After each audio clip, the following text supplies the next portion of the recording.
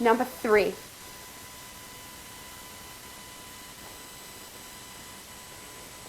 If women created a race in the Olympics, this is what that race would look like. Okay? This is what it would look like. You've heard this before, right? Yeah. Okay. Bang! The starting pistol goes off and all the women, they start running, and let's say it's like 800-meter track, so they go round once, they go round twice, and just for good measure, they go round a third time. And then, do you know what the 2 front runners do? The 2 front runners pick up the finishing line, okay? And they run with it, because you can never cross the finish line, right? They run with it, so they run a few more times around and around until it's boring and they feel useless. So they just run out of the stadium and they turn it into a marathon. No, let's not do a marathon, let's do a triathlon, because we have to be good at everything, right? So we'll be good at absolutely everything. So we'll bike and we'll swim and we'll run and we'll abseil. It won't just be a marathon, it'll be like every single Olympic thing ever. You have to absolutely get 100. You have still not succeeded. Then you run back into the stadium, you do a few laps, and the race only ends when everyone is dead. Because you never, ever, ever cross the finish line. This is sometimes a woman's attitude to life. We are absolutely, absolutely unable to even admit that we succeeded or even set a goal. Just to set a goal is like, oh, I couldn't possibly do that. We are very, very bad at it. There was a recent study, about 5,000 people worldwide, half men, half women.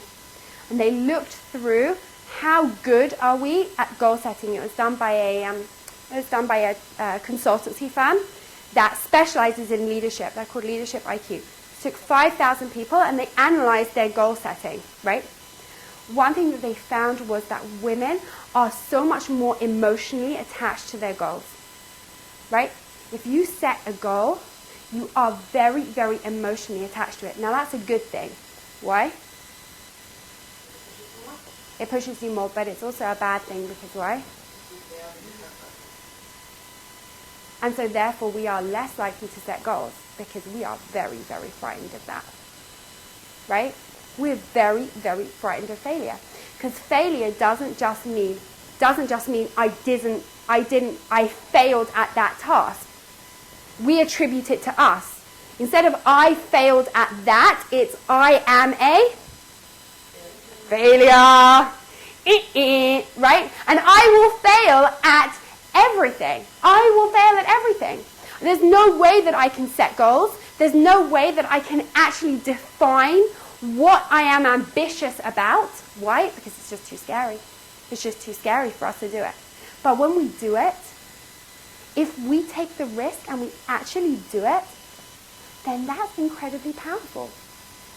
We have such a good chance of actually achieving our goals because we are motivated by not just our heads but also our hearts. We're motivated as a whole person, right? It's amazing if we actually did it. There's a process that we have in Judaism called goal setting. You're meant to do it at least once a day. Women are meant to set goals at least once a day, right? Men have to do it 3 times a day. Women only have to do it once a day because that's how powerful our goal setting is, right? What do you think it is? There's a process. Everyone knows that. Women do it once a day. Men do it 3 times a day. Say it louder. Davening, prayer, right? Prayer is the process of setting goals. When you say, God, I want something, you are setting a goal. Women only have to do it once a day. You can do it more if you want. But women only have to do it once a day because when you set goals, when you knuckle down, when you put them out into reality and you say, I want this, I set this goal, right? That is so powerful for us. There is so much emotion behind it, right? And in Judaism, we're not abdicating responsibility to God for getting this done. That's not what prayer is. Prayer is an abdication of responsibility. I will pray for this so I don't have to lift a finger, right?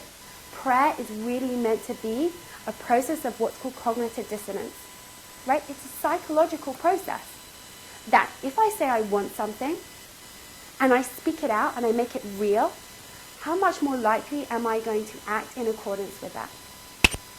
So so much more likely.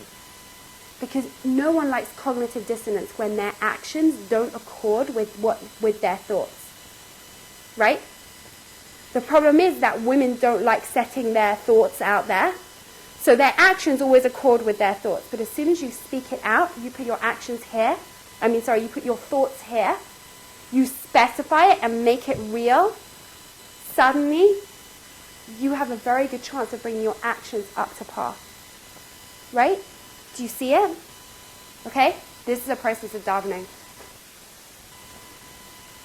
Not only do we have a concept of davening and of setting our goals,